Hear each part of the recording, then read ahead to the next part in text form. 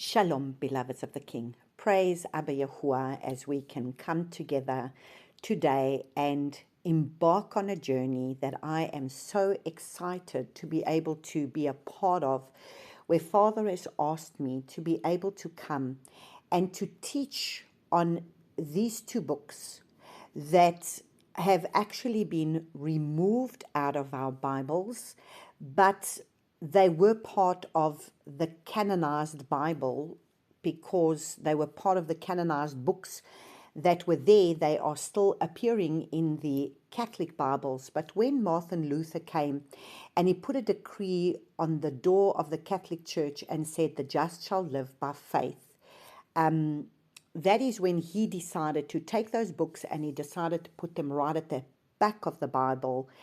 And as a matter of fact, he even wanted to remove the book of James, where James says, faith without works is dead.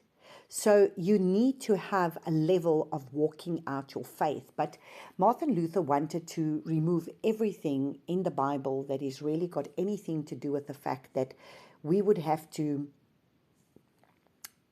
keep any kind of laws or anything like that, anything that we would have to walk out that is a work. He didn't feel that we needed to have that because the just shall live by faith.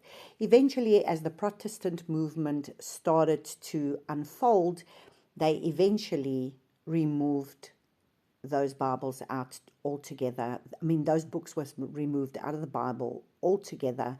When the Reformation took place, those books that were at the back of the Bible that came after the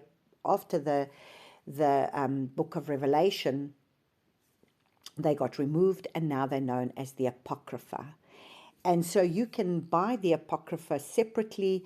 Otherwise, if you still get yourself a decent Catholic Bible that has got the Deuteronomical books in it, you are still able to find these very specific books. And so today we are embarking on a journey where I am wanting to look at a very powerful man, and not just looking at him, but being able to look at many people that brought about the rebuilding of the temple, the rebuilding of Jerusalem, and eventually we look at this man Ezra as being a man that wrote 1st and 2nd Esdras.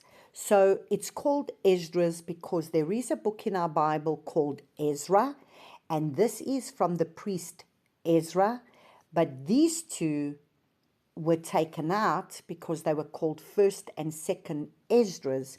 But if we go back and we look in history, actually Ezra and Nehemiah were really one book as well. They were not really separated. And first Esdras was really part of all of that came together. But for some reason, when they come and they want to tamper with our Bibles, they want to add things, they want to remove things, and this is unfortunately what has been done. History tells us that it was more than likely, a lot of the scholars actually say that it was more than likely Ezra that wrote 1st and 2nd Chronicles, and he more than likely also wrote the book of Nehemiah, not only the book of Ezra, but also the book of Nehemiah, because he was a scribe. And so he would have been the one to speak about, like 1st Chronicles, 2nd Chronicles, that he would have been the one to have written that, to basically once again reiterate was already written in the Kings. And that is why when we look at, we're going to start with 1st Esdras, because in 1st Esdras we are really going to look at the account of the Kings. And so what is interesting is that right now, as we are embarking on our journey of counting the Omer, we are looking at the book of Jeremiah, because the book of Jeremiah has 52 chapters. And so we read the first chapter and the 2nd chapter in the first day of the counting of the Omer, and the 3rd chapter and the 4th chapter in the 2nd day of the counting of the Omer. And now we are looking at every single day, we are looking at the whole book of Jeremiah as we are counting the Omer in this time leading up to Shavuot, as we are in this time and the season of really understanding the book of Jeremiah. And what is wonderful is as we look at the book of Jeremiah, this is where it started. This is where the father started coming up against, he'd already started speaking it from Isaiah. And then here comes Jeremiah, and Jeremiah is just coming, and he's basically was the prophet that was really speaking up against the kings of Judah, and when the temple would be destroyed, and when father was going to be able to expel them out of the land, and that they would be going to be captive, and they were going to be taken into Babylon. And so right now we are looking at the book of Jeremiah. And if you are new to this channel and you have never you don't know how to find the book of Jeremiah, you just need to go onto my playlist. There's a playlist there, and on the playlist you just go down, scroll down until you find Jeremiah, and there will be the entire book. I taught the entire book over 50 days, so you are welcome to be able to go and look at that. But today we are embarking on our journey in order to be able to look at this book that, like I said, has been removed from our Bible, but there's such depth in it, and such a rich understanding. And especially when we get to second Esdras is almost like when we're going to be looking at Daniel, when we're going to be looking at Zechariah, a prophet like Zechariah, a prophet like Daniel, that is starting to give us insight into the end times and to what is written in the book of Revelation, so that this book of second Esdras may be able to come and give us a fuller understanding that fills in a lot of gaps that sometimes we don't have the fullness of in the word, and this is going to fill in those gaps for us.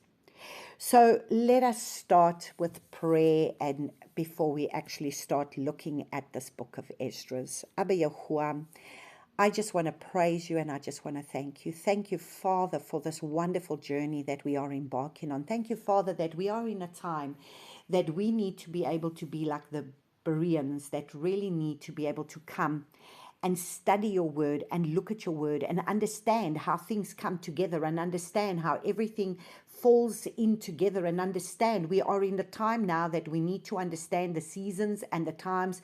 No different to Daniel, when Daniel was having to pray, and Daniel had to be in a time of when he was in captivity in Babylon, but he needed to be aware of the signs and the times of what was the times that he was living in order to be able to pray very strategically in what needed to happen. And Father, I just want to thank you that you have given us this amazing book, these two books, that you have given us amazing accounts in our word, where we can see how ordinary people that were just nobodies, that you are able to raise up and do mighty and great things for you in the kingdom. And this is what is so important for us to be able to look at this, for us to understand that we are in a time where you are also going to raise up your people now to be able to come forth and do the great exploits on the earth, in order for us to be able to prepare ourselves for the kingdom to come, for our King to come, and to prepare not a physical temple, but to be able to prepare ourselves as being the temple, the earthly temple that you would want to dwell in, that we need to be able to become those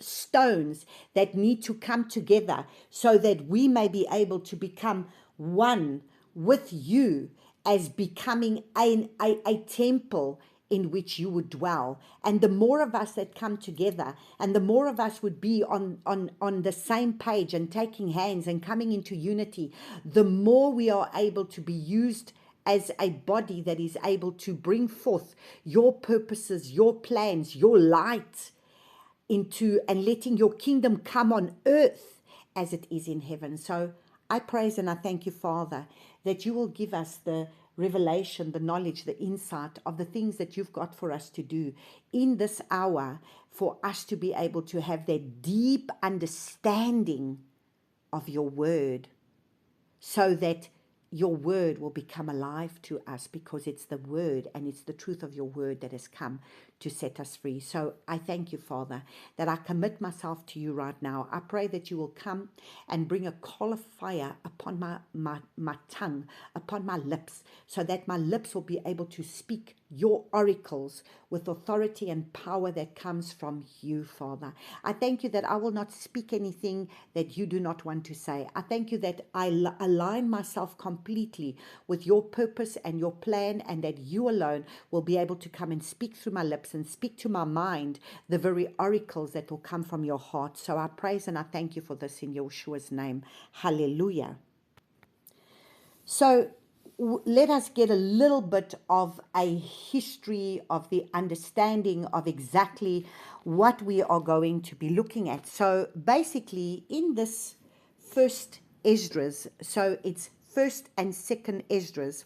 So we look at first Esdras, and we're going to see that there are going to be parallel accounts that are going to be able to parallel with second Chronicles 35 to 36.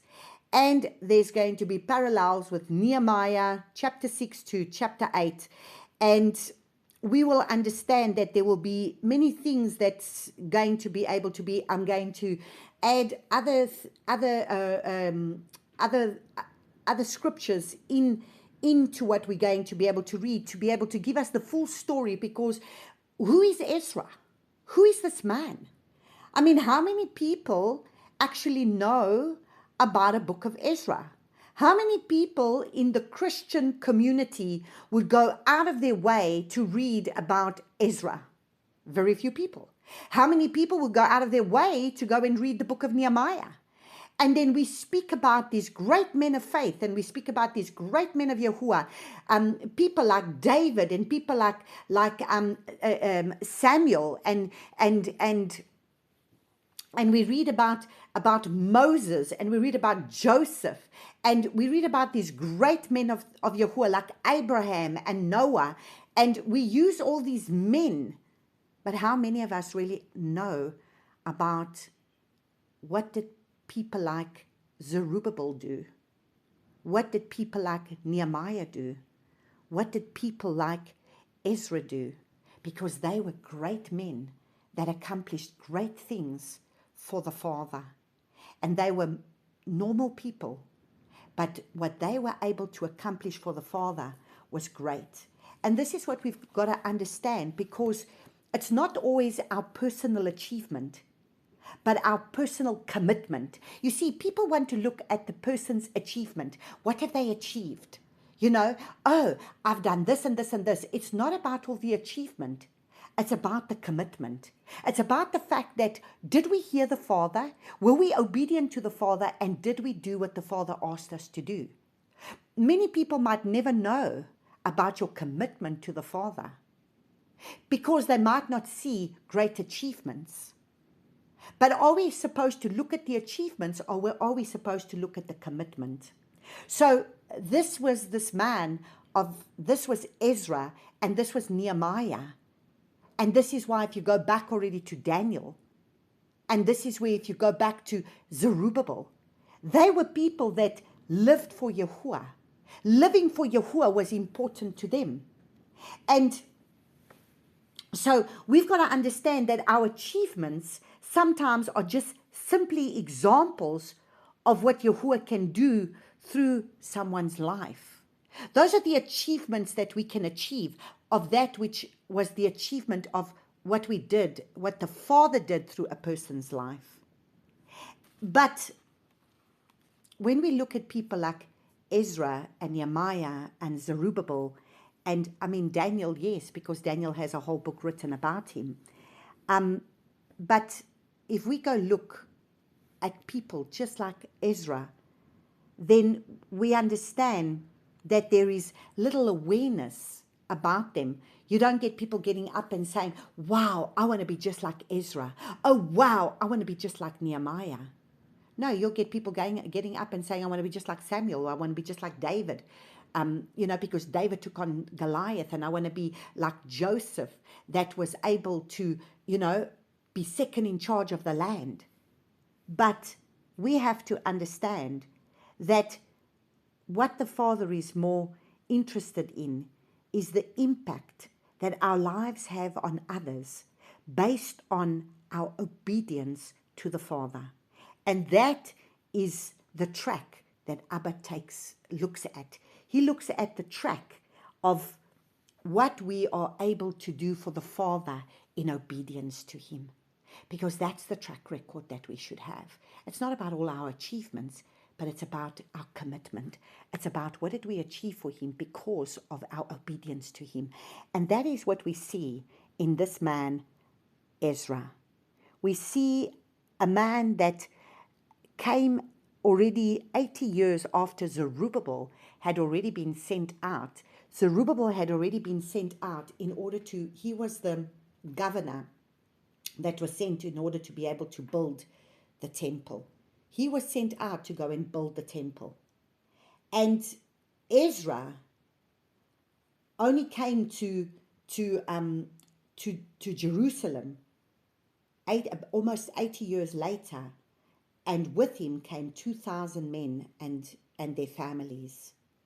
And so when we go and look at his life, we understand that Ezra, we will look at this book deeper, and we will understand that Ezra was a man he was a priest. He came from the bloodline that came directly from Aaron, the high priest. He came from that bloodline. And he was a man that was going to have to stand in a priestly position. But when he came into Jerusalem, he saw that there were many things that were not being done according to what Torah said, according to the laws of Abba Yahuwah, according to that which he knew. So he basically came and challenged. He challenged the mixed seed. He came and would not mix himself because he stood for Abba Yahuwah's word. The same as when Daniel went into Babylon, Daniel did not assimilate. Daniel did not mix himself. Daniel set himself apart. And it doesn't matter what they did, even if it meant it was going to cost his life, that he was going to have to bow down to a statue every time that they would sit and put those sirens or whatever it was. He had to bow to a statue. He refused to do it because he only bowed to Abba Yahuwah and no one else. And that was the stand that he took. And that's what it takes. It takes people to take a stand for the Father, no matter what circumstances we find ourselves in order to be able to do great and mighty things. So Ezra had to address the people and makes it clear that they have sinned before the Father and that they have not adhered to Abba Yahuwah's commands, and therefore they are coming under the Father's condemnation. Because of that, they are going to get judged, and that they must repent. And he lays out a plan of what they are to do. And so we see throughout this book, we are going to first start off where we're going to start off reading what happens in Chronicles. So we're already studying Jeremiah to be able to understand where did they get to where they are. So it starts with Jeremiah, where they are going to get expelled out of the land. And then we're going to get Daniel. And then Daniel is going to have to stand with Shadrach, Meshach, and Abednego in Babylon at a time of where they are now in captivity. And Daniel is going to be one of the advisors in the king's palace. But Daniel is going to have to be a man that's going to have to stand for the Father. And that is why Daniel, I truly believe that a man like Ezra, a man like Nehemiah, a man like Zerubbabel, and those men, they would have come out of being able to have a prophet like Daniel that would have been over them to be able to teach them the ways of Abba Yahuwah's Torah, to be able to teach them that they were to stand for Abba Yahuwah's Torah. Because you see this and the relationship that they would have had with Abba Yahuwah throughout the scriptures. You see this with a man like Nehemiah. You see it with a man like Ezra, that truly they know how to commune with Abba Father, because that was exactly how Daniel was communing with Abba Father. So he was able to teach them that. And so we're going to look at this a little bit deeper. We're going to understand this so that we understand that people like, they were, both of them, both Nehemiah and Ezra, came at a time of Artaxerxes. So Artaxerxes was basically the emperor of Persia at the time of when we are going to have Ezra's going to be given a decree, and Nehemiah is going to be able to be given a decree in order to be able to return back with authority that's going to come from Emperor Artaxerxes. They are the ones that are going to come. But when we look at Nehemiah, who was Nehemiah? Nehemiah was the cupbearer. He had a position of great trust as the advisor to the king, and had the responsibility. A cupbearer was not just a cupbearer. A cupbearer had to be able to be a person that the emperor needed to trust, because he was the one to make sure he had the responsibility of not letting the king be poisoned. So it was a very high responsibility. And Ezra was one that was also given authority by Emperor Artaxerxes in order to be able to leave with a lot of the people, and he was given some of the artifacts and that they were able to leave with in order to be able to go back to Jerusalem. So if we have a look at the name of Ezra, Ezra's name means help. So it means Yahuwah is going to help. So Yahuwah was going to be on behalf of Ezra. Yahuwah was going to be on behalf of his people, and he was going to help his people. And what does Nehemiah's name mean? Nehemiah's name means Yahuwah comforts, and to comfort and to console. So basically, everything that we've got to understand is it started with Jeremiah having to be able to give out the decrees, the prophetic words of the judgment that was going to come upon Israel, the judgment that was going to come upon the kings of Judah because of them turning their backs on him, and that he was going to expel them out of the land, and that they were to be able to go into captivity into Babylon. And then you've got Daniel, and you've got Daniel having to be under more than one king.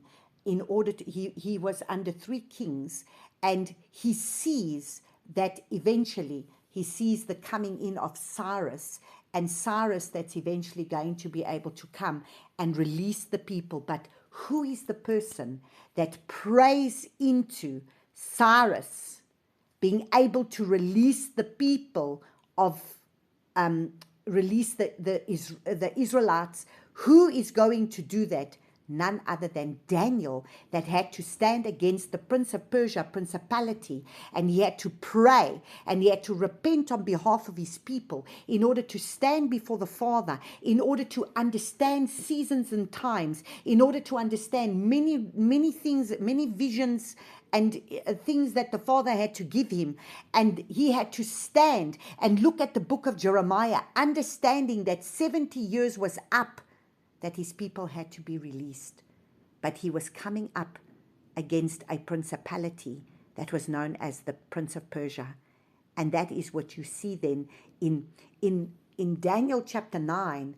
We see the prayer of Daniel, where Daniel intercedes before the Father, where Daniel is interceding and he's repenting on behalf of his people, on behalf of what they have done, on behalf of the fact that they've turned their back on the Father, that they have not kept his laws, that they have not kept his Torah, that they've gone astray. He stands in the gap and he confesses and he repents on behalf of the people. And then by Daniel chapter 10, you will see how he then is able to see how Cyrus is the one that is going to be able to allow them to then be set free. And this is what we understand as we work through Daniel. So we are going to start reading the first book of Esdras just to be able to get the fullness of the story that's already going to come from Kings, that's going to basically be that which Jeremiah was speaking up against the kings of Judah. That was Jeremiah's life. His mission was to be able to be set apart by the Father, and the Father kept saying to Jeremiah, Jeremiah, what do you see? Jeremiah, what do you see? And based on what the Father was saying to him, he had to prophesy. He had to stand up against the prophets of Baal, the prophets that were there speaking the things where they were speaking all these deceptive things into the king's ears, and where the king was being led astray by their deceptive words. And Jeremiah was basically standing alone up against all these prophets in the land, where the prophets were all speaking peace, peace. And Jeremiah was the only one really speaking to them and saying, you're going into destruction. So it was a very lonely path for Jeremiah, because Jeremiah would have to see that which the Father was showing him. Jeremiah was not led by what other people were saying and what other people were seeing. Jeremiah had to be set apart to hear what the Father was showing him, because the Father would say to him, Jeremiah, what do you see? Jeremiah, what do you see? And the whole time, as the Father is opening up Jeremiah's eyes and showing him what he sees, that would be what he would have to then speak to the people. And so it was not easy for Jeremiah. And then by the time we're going to look at these kings, and we're going to look at what is written in Kings and in Chronicles, we will then go through this book of Esdras to lay the whole foundation, so that by the time we get to second Esdras, we understand that there's already been a foundation laid, so that we know that we don't just start reading about who's this man Ezra. Who was Zerubbabel in the Bible? What did what did Prophet Haggai have to say? What did Prophet Zechariah have to say? All of this is going to be laid out for us over here, so that we can bring the whole thing together, so that by the time Ezra is going to get to second Esdras, he's going to start being very much like Daniel, that he's going to start seeing things that go way beyond where he was and in what he was prophesying. So we're going to read from Esdras 1, and we're going to read from verse 1, and it's the title is called Josiah Celebrates the Passover, and we are going to read from 2 Kings 23:21 to 23, and we're going to read from 2 Chronicles 35, 1 to 9. So if you've got a normal Bible and you don't have Esdras, I would suggest, if you want, you can actually go on a Bible app. You can go on a Bible app if you've got that normal Bible app, and you can go on your Bible app and you can go and look at a Good News Bible with the books in, and they will have all the extra books, and you should be able to find Esdras 1 and Esdras 2 there, because I'm reading from my Good News Bible that has those extra books in it. So let us read from verse 1. King Josiah celebrated the Passover at Jerusalem in honor of Yahuwah. On the 14th day of the first month, they killed the animals for the festival. Josiah organized the priests, dressed in their priestly robes, to serve in the temple according to the daily order. He also instructed the Levites, the temple servants, to purify themselves for Yahuwah's service, so that they could put the sacred covenant box, which is the Ark of the Covenant, of Yahuwah in the temple that King Solomon, the son of David, had built. Josiah said to them, "You must no longer carry it from place to place, but you are to serve Yahuwah your Lord and minister to his people Israel. Get ready by family and clan to carry out your duties according to the directions given to King David and the splendid way that they were carried out by his son King Solomon. Take your places in the temple in proper order according to your family divisions as Levites serving Yahuwah for the people of Israel. Kill the Passover lambs and goats and prepare the sacrifices for your fellow Israelites. Then celebrate the Passover according to the instructions that Yahuwah gave to Moses." Josiah gave the people who were present 30,000 young sheep and goats and 3,000 calves, and so it goes on. And then we're going to pick up again in verse 10, and it says, "And this is what happened. The priests and the Levites, dressed in proper manner and carrying the unleavened bread, came that morning to present the offerings to Yahuwah according to the instructions in the law of Moses, in the Torah of Moses. They took their positions in front of the people in the door of the tribal and the family divisions. The Levites roasted the Passover sacrifices and then boiled them in pots and cauldrons, making a pleasant smell. Then they distributed the meat to all the people. After that was done, they took meat for themselves and for the priests, the descendants of Aaron.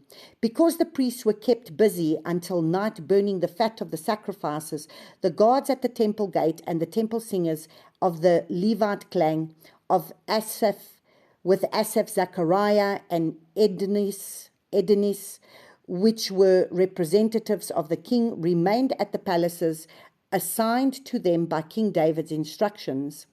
They did not need to leave the posts because the other Levites prepared the Passover for them. So as King Josiah had commanded, everything that related to the sacrifices offered to Yahuwah was done that day. The Passover festival was celebrated and the sacrifices were offered on the altar. All the people of Israel who were present at that time kept the Passover and observed the festival of unleavened bread for 7 days. Praise the Father, is that not just what we've done? We've just kept the Passover and we've just kept the festival of unleavened bread for the Father.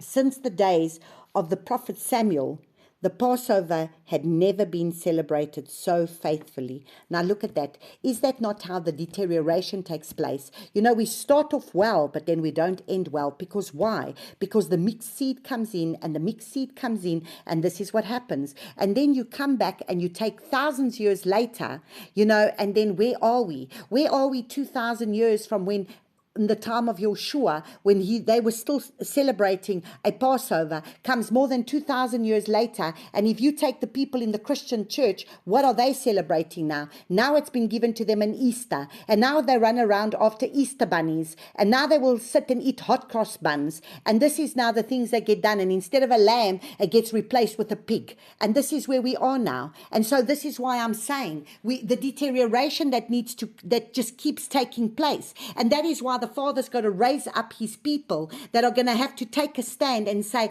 well, let's just get back to the word of the Father. Let's just take out our Bibles and let's just read our Bibles. Because since when are we to celebrate an Ishtar? Since when are we supposed to celebrate an Ishtar, which is a fertility goddess, which is what Easter is about? And since when did he die on a Friday and resurrect on a Sunday? And then we say it's 3 days and 3 nights in the grave. Where did that ever take place? So do you see what I'm saying? That we don't keep what is written in the word when it says that it's the feasts of Yahuwah and not the feasts of the Jews. It's the feasts of Yahuwah. According to Leviticus chapter 23, we are very clearly told that we are to keep the feasts of Yahuwah. They were his feasts. They're not man's feasts. They're his feasts. And he's the one that tells us and instructs us in order to keep it. So let's just go to Leviticus 23 and let us just quickly go read what he turns around and he says, so that we understand what we are reading. And this is, we have got to understand, why were they then kicked out of the land? Why did the Father then turn around and say, well, I'm going to take you into exile because of your abominations, because you did not want to obey my instructions, because you have gone your own way, because you have been lawless, because you have been destructive and you have not kept my ways. So if we listen to Leviticus chapter 23, and it says, and Yahuwah spoke to Moshe saying, speak to the children of Israel and say to them, the appointed times of Yahuwah, which you are to proclaim as set apart gatherings. So they say clearly it's the appointed times. The appointed times is the feasts of Yahuwah, and that you are to proclaim at their appointed gatherings. To proclaim as set apart gatherings. They are to be proclaimed as set apart gatherings. My appointed times are these. They are his appointed times. He's the one who's put them in place, and he's the one who wants us to keep them. 6 days, your work is done. But the 7th day is a Sabbath of rest. A set apart gathering, you do no work. It is a Sabbath to Yahuwah in all your dwellings. These are the appointed times. These are the feasts of Yahuwah, set apart gatherings which you are to proclaim in their appointed times. In the first new moon of the 14th day, so then it will tell you, this was what they just did. In the first new moon of the 14th day of the new moon, between the evenings is the Pesach, is the Passover. So where do we go and celebrate an Easter? It was a Passover. And we are to celebrate it on the 14th day. So how do we know when the 14th day is if we don't even know the Father's calendar, because we don't know his appointed times? And these are all the things that the Father wants to get us to come back to. So beloveds, this is why we've got to read through Leviticus chapter 23, because in Leviticus chapter 23, it's going to tell you there's the Passover, and then there's going to be unleavened bread, and then there's going to be a first fruits offering, and then you're going to keep the feast of Shavuot, and then there's going to be a Yom Kippur, and then there's going to be Sukkot, and these are the feasts. There are 7 feasts of the Father that we are called to keep. And this is written in the word. But you see, we've been told that it's the feasts of the Jews, and we have not been told that it's the feasts of Yahuwah. And who are we to change seasons and times? And who are we to change his calendar? And who are we to change his feasts? And who are we to change his Sabbaths? That which is already put in place from the day of creation. From the days of creation, he set us apart. From the days of creation, if we go to Genesis chapter 1, from the days of creation, he gives and he says, 6 days you are to labor, and on the 7th day is a day of rest unto me. It's my day of rest, and he blessed that day. There's no other day that he blessed. He blessed the Sabbath day. That's the day that he blessed. He didn't bless any of the other days. He said they were good. He saw that it was good, and then he said that it was very good, but he never blessed it. So he only blessed the 7th day, and he set it apart. So the 7th day is for those that will receive his blessing, and for those that will be set apart unto him. That's what we've got to understand. Then if you're going to go to Genesis chapter 1 from verses 13, it says, and these came to be in the evening, and they came to be morning and the 3rd day. And Yahuwah said, let lights come to be in the expanse of the heavens, to separate the day from the night, and let them be for signs and appointed times. Let them be for seasons. Let them be for appointed times, and for days and for years. So these seasons, these appointed times are the Moedim, and these are the appointed times which are the feasts that we are to keep for him. So already in the days of creation, on the 4th day of creation, he says, I put sun, moon, and stars in the heavens to separate yourself, for you to separate yourself as for feasts unto me, for Moedim unto me, for set apart days unto me, because I want Sabbaths to be set apart unto me. And then if you're going to go to Psalm 104 verses 19, it says, and the moon establishes the month. So the moon is going to establish the month.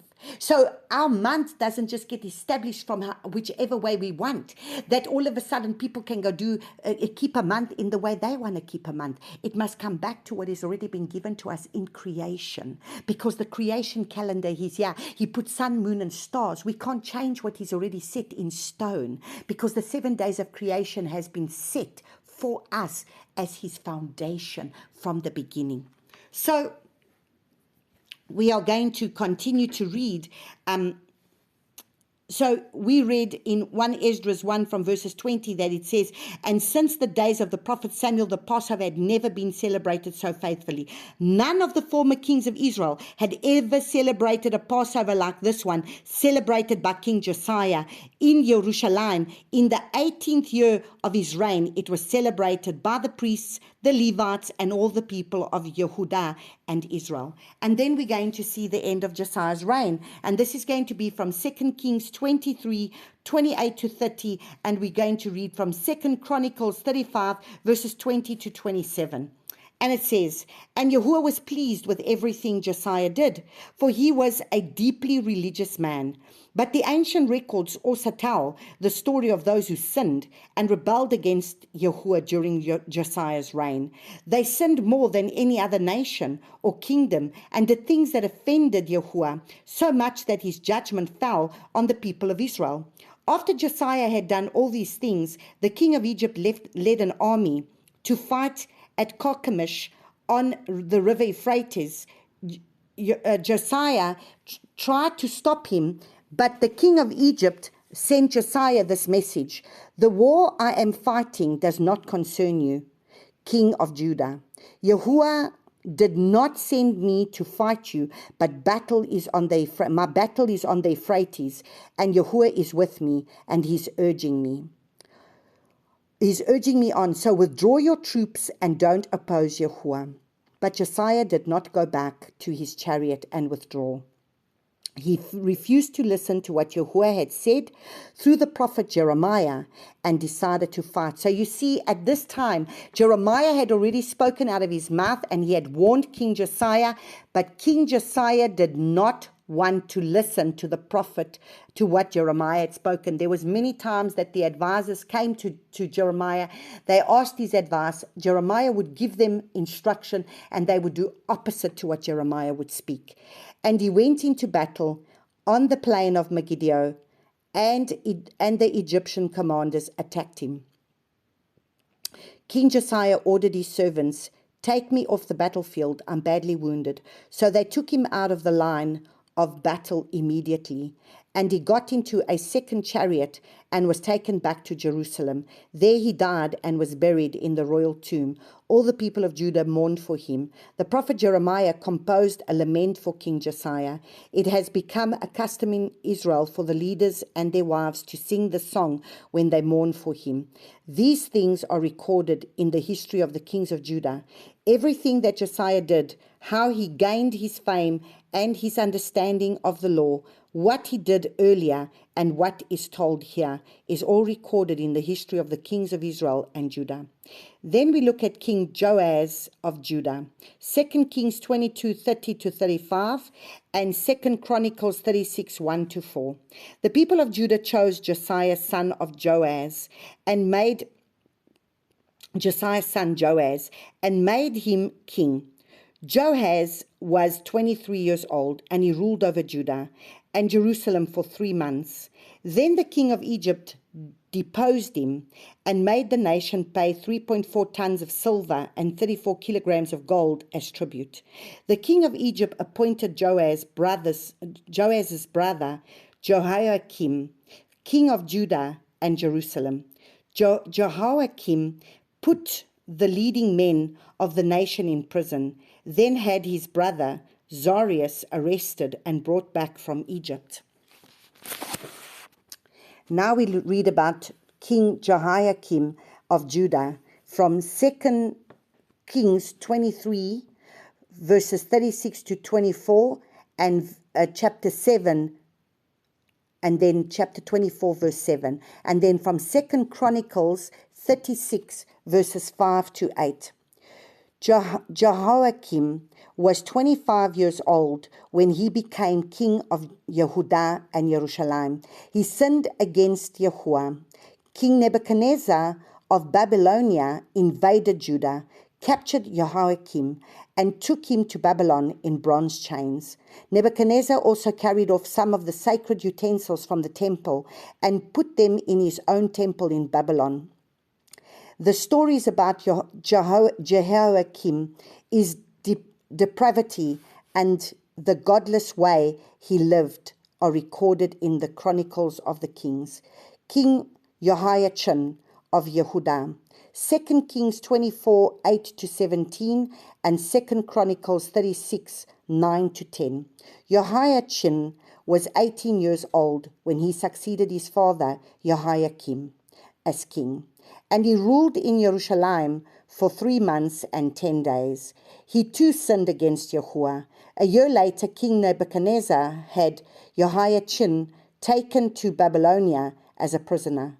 Nebuchadnezzar also carried off sacred utensils from the temple. Then he made Zedekiah king of Judah and Jerusalem. King Zedekiah of Yehudah, 2 Kings 24, 18-20, 2 Chronicles 36, 11-12, and Jeremiah 52, verses 1-3. Zedekiah was then 21 years old, and he ruled for 11 years. He sinned against Yahuwah and refused to listen to the prophet Jeremiah, who spoke the word of Yahuwah. The fall of Jerusalem. And this is now from 2 Kings 25, 1-21, 2 Chronicles 36, 13-21, and Jeremiah 52, 3-11.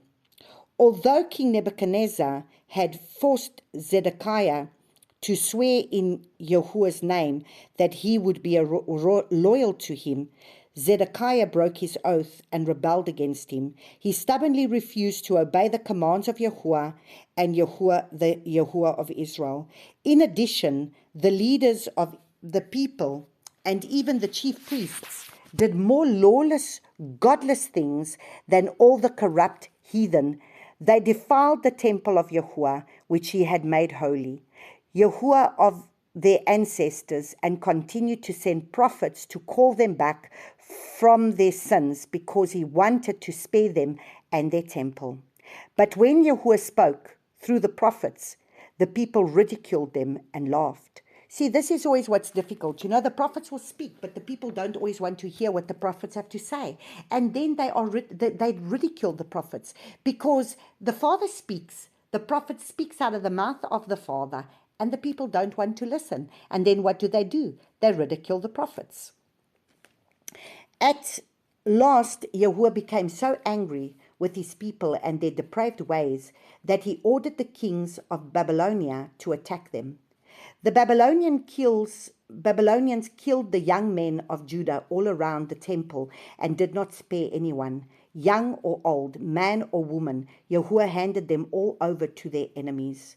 See, beloveds, this is what is going to come again because the people do not want to return back to the Father and to his ways. And so this is what we're going to understand. History will repeat itself because this is what the Father has wanted. He wants a people that will be obedient, that will keep his ways, keep his Torah, and if they're not going to do it, destruction is going to come. The Babylonians carried off all the sacred utensils from the temple, the treasure chests, and the wealth of the king. They took everything away to Babylon, leaving nothing behind. They burnt down the temple, broke down the city wall, set fire to its towers, and completely destroyed all its beauty. Nebuchadnezzar forced all the survivors to be led away to Babylon, where they served him and his descendants as slaves until the rise of the Persian Empire. And so what Yahuwah had foretold through the prophet Jeremiah was fulfilled. The land will die desolate for 70 years to make up for the Sabbath rest that they had not observed. So if we go to Jeremiah chapter 29 verses 10, and it says in Jeremiah chapter 29 verses 10, and Yahuwah says, when Babylonia's 70 years are over, I will show my concern for you and keep my promise to bring you back. So basically what the Father did, for every year that they did not let the land rest, because the land was to rest according to Leviticus chapter 25, when it was the Shemitah, for a year they were not to plow the land, they were not to harvest the land, they were not to do anything with the land, they had to let the land rest. And because that would be the Sabbath rest for the land. And if they did not keep the Sabbath rest for the land, the Father would judge them. So what did he do? For every year that they did not keep the Sabbath rest, for every year, 70 years, he came and brought them into captivity. So now we read, Cyrus commands the Jews to return. So we go to 2 Chronicles 36, 22 to 35, and Ezra 1, 1 to 10.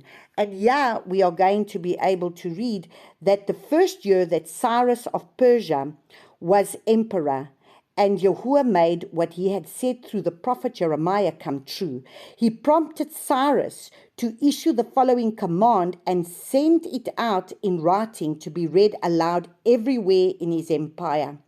This is the command of Cyrus, emperor of Persia, and Yahuwah of Israel, Yahuwah Most High, has appointed me ruler over the whole world, and has given me the responsibility of building a temple for him in Jerusalem, in Yehudah. So if we go and we go read in Isaiah chapter 45, let's go to Isaiah 45.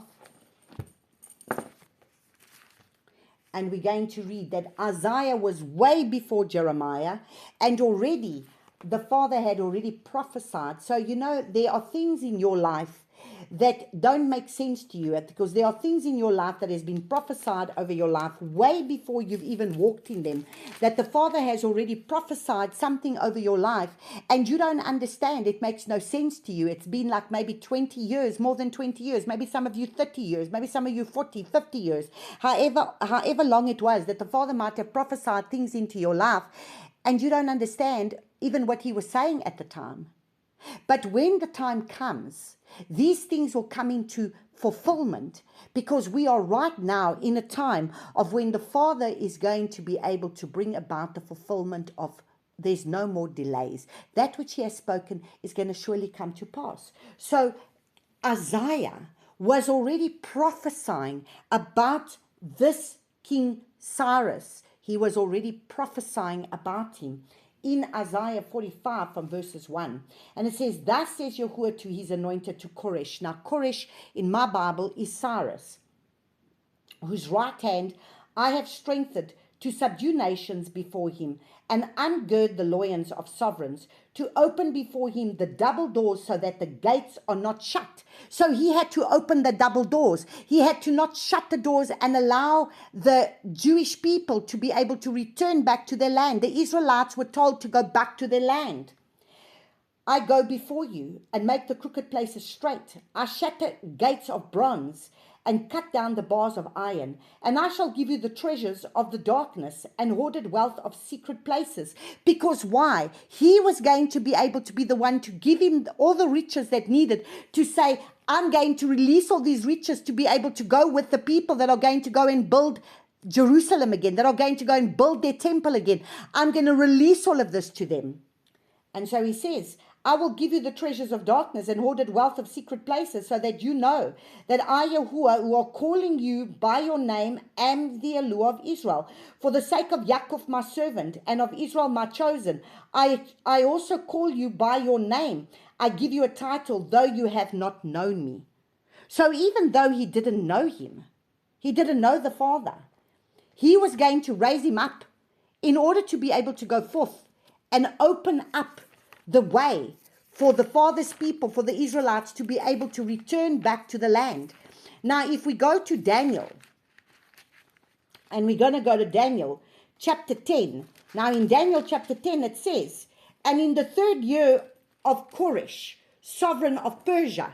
Now, that is King Cyrus of Persia.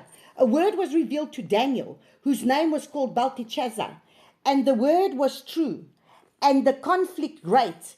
And he understood the word and had understanding of the vision.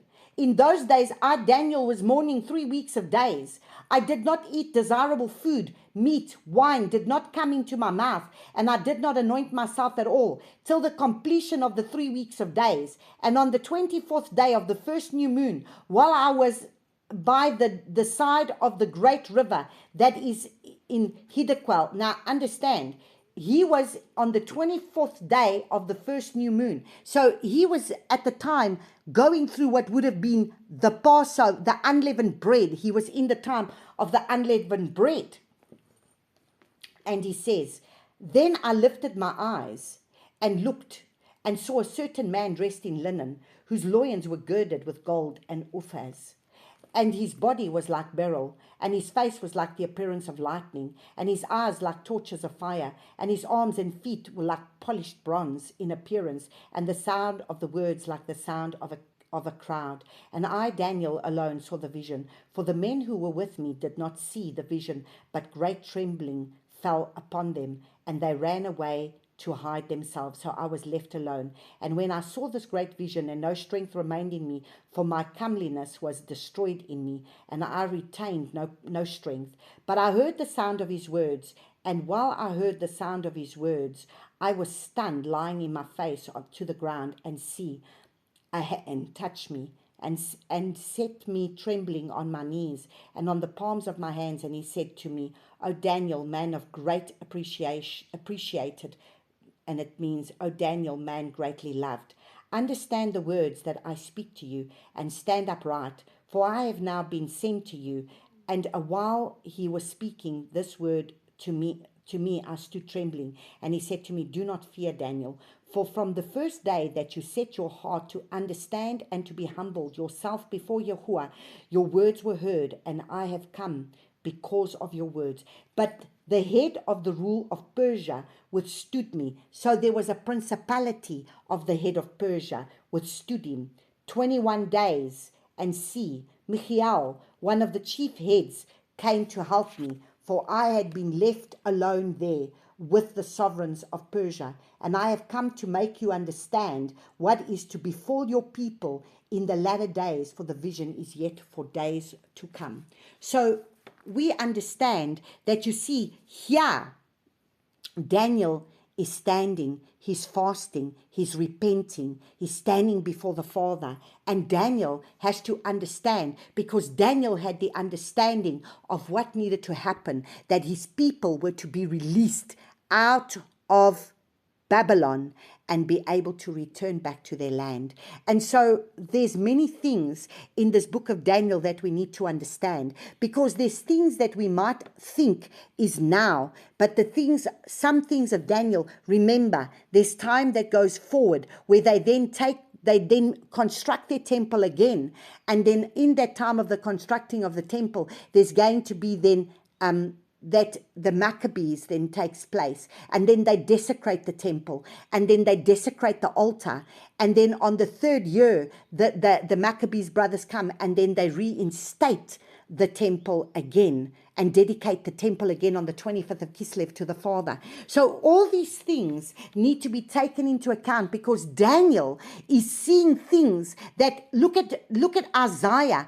Isaiah is talking about a man that's going to come, that's going to be a king, whose name's going to be Cyrus, way ahead. That was going to be at the time when they're going to be in going into Babylon. That was at the time of Daniel. But there's times that Isaiah speaks things that's going to be end times, that is already in the millennial reign that he speaks.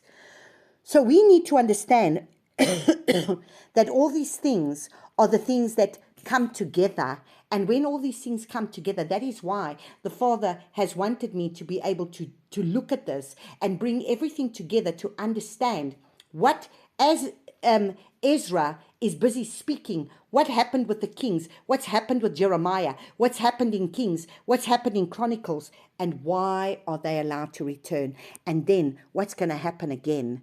What's going to happen again? Because if we are going to be unfaithful to the Father, we will once again go into destruction. So we will pick up again next week, as we are going to then continue to read through this very powerful book of Esdras. May Abba Yahuwah bless you all. Shalom, shalom.